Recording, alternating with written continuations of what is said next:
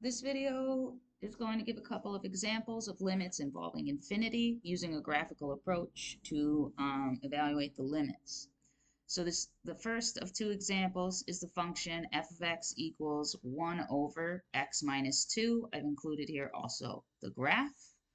So we're going to find three things: the limit as x goes to the value 2 from the left, the limit as x goes to the value 2 from the right, and then the two-sided limit as x goes to the value 2.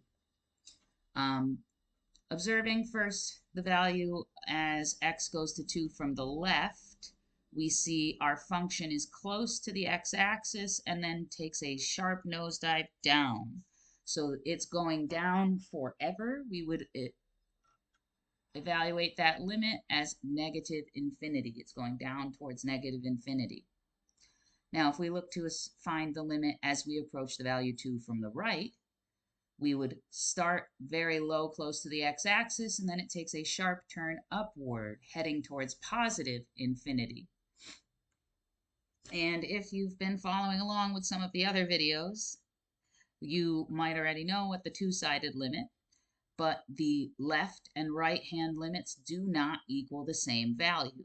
Therefore, the two-sided limit does not exist.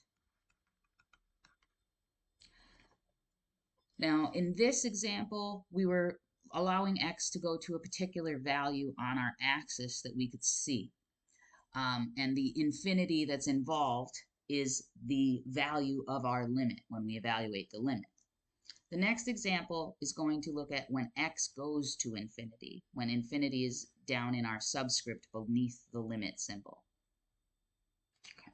So I have pictured here the graph of the function 1 over x, f of x equals 1 over x. And we're going to look to find the limit as x goes to negative infinity of this function, f of x, 1 over x.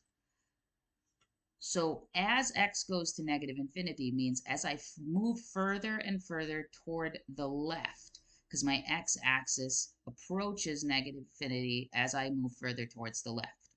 So as this function goes away from the origin to the left, it is approaching the x-axis.